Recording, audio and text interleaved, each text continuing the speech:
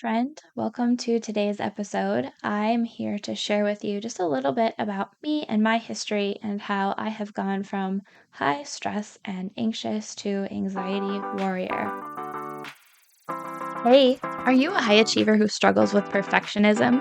Do you get stuck in the cycle of overthinking? Do you do everything for everyone else because you think otherwise it won't get done? Do you feel like you should come with a disclaimer? Hi, I'm anxious. Hey, I'm Katie. Full disclosure, I'm not a therapist, doctor, or mental health professional. I'm just a career mama who also struggles with anxiety. For me, anxiety reared its head at the most inconvenient times, when I wanted to be present with my family, at those high-pressure business meetings, when I was laying in bed awake at night worrying instead of sleeping. I just wanted to relax and be able to have fun, and I know that you do too. What if you found tools to manage your anxiety? What if you knew how to enjoy life even though you are anxious? Look, it's time to put down that third cup of coffee and swap it for some lemon water. We're going to get control over anxiety so it can stop controlling you. Let's go, girl. Hi, friends. I've known for a long time that I was a worrier and often anxious. I felt like I was kind of going in circles and running into the same issues again and again, kind of like Groundhog Day. I will catch myself going from worry to worry, and just when I resolve one concern, I move on to the next. This never ending cycle that I run into. And I regularly wondered, what is wrong with me? And if you have felt the same way, I know you've had the same thought too. I've also long known that I tend to be achievement oriented. I was always in dance and or sports along with being a student. I would typically spend every school evening in practice and the majority of my weekends. I worked my way through college, double majoring, and got my first full-time job before graduation. Next, I went to grad school while still working full-time, and I earned multiple promotions and certifications. Professionally, I've gained so many valuable skills and tons of experience. And a lot of my focus has been on my professional career. I also started a business which quickly grew to six figures. If I'm being honest with myself, I could go on and on about what I've accomplished, yet despite my accomplishments, I still feel compelled to achieve and do still struggle with anxiety on a daily basis. Now let's talk about being a high achiever. I cringe a little when I use that term high achiever about myself because I think as high achievers, we are also perfectionists. Have you ever caught yourself thinking something like, I'm not a perfectionist because I'm nowhere near perfect, or I'm not a high achiever because I feel like others have achieved so much more than me? If you're here listening to this podcast, then my guess is that you've had thoughts like these just like me. I keep telling myself that if this is you, dear listener, then you are unlikely to be judging me about how I am not a high achiever. So I'm giving myself permission to use that label since I believe we are in agreement that we are high achievers, yes. And I give that permission to you, friend, here, now, today, to call yourself a high achiever too. Now let's get back to the part about anxiety.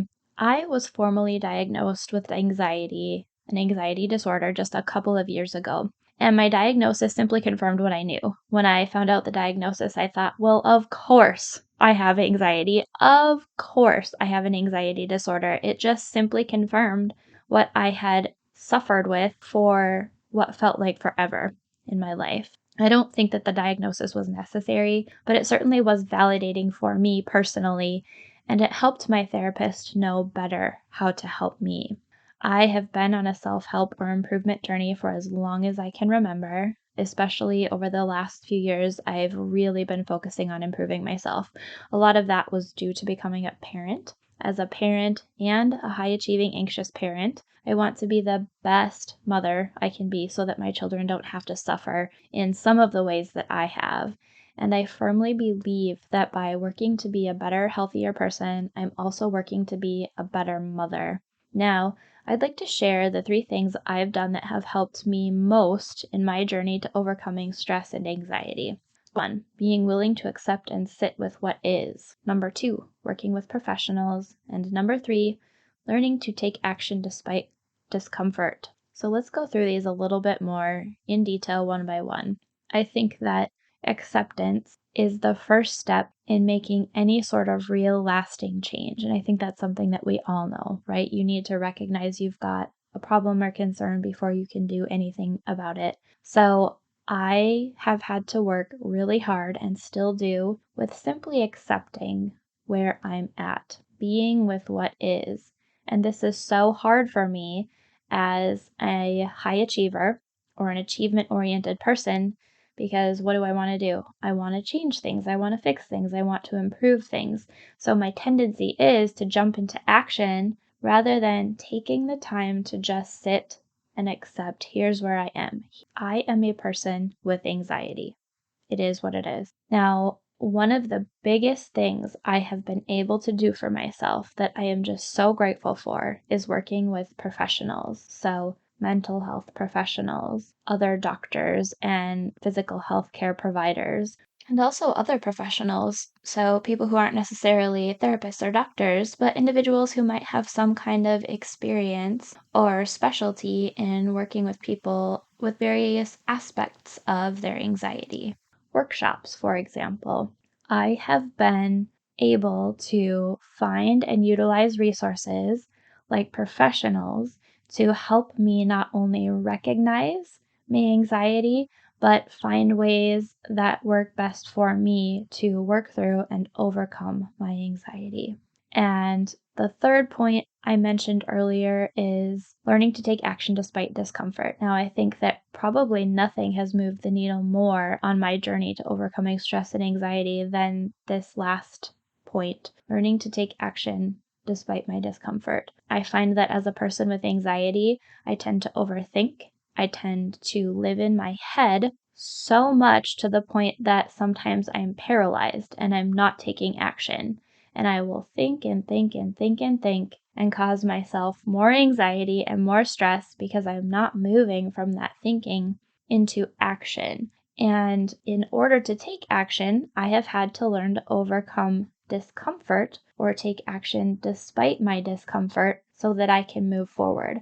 And this, I think, is such a key skill for any of us high achievers with anxiety to master and practice mindfully on a daily basis. Where is it that you are thinking about something but not taking action to do anything about it? Creating this podcast, for example, I knew I wanted to create the podcast. I consumed a ton of content about how to create a podcast, strategies for creating a podcast, on and on and on. And finally, I got to the point where I had to take action. And I have to keep doing that on a daily basis as I go through this process to create the podcast, to produce it, to put it out there for you. So I have had to, despite my discomfort with not being able to do it perfectly, not being able to make it right on the first attempt, not being able to know if this is something that anybody will even listen to or if it will help anybody, I have had to take little actions to put it out there to you despite my discomfort. So, I'm going to give you a little homework today. Where are you at right now? Stop and think about the reality of your own situation. And I'm going to give you bonus points if you will then give yourself compassion and grace for where you're at currently and not try to immediately change it or wish it away. And I know you high achiever you. I know you're going to go for the bonus points. I'm counting on that here. Thanks for being here today, friends. I can't wait to see you in the next episode. Hey friend, thanks for being here. Did today's episode help you feel more in control of your anxiety? Did it inspire you to rest or relax? Or maybe it challenged you to really look at why anxiety is a part of your life. If so, I'd love to hear from you. If you would take 30 seconds, pause this episode, scroll down in Apple Podcasts, and leave me a review, I would be so grateful. See you next week. Disclaimer, I am not a medical professional and this podcast is not providing therapy or medical treatment. Contents of the podcast are for informational purposes only and are not a substitute for professional medical advice, diagnosis, or treatment. Always consult your healthcare provider with your health questions and concerns.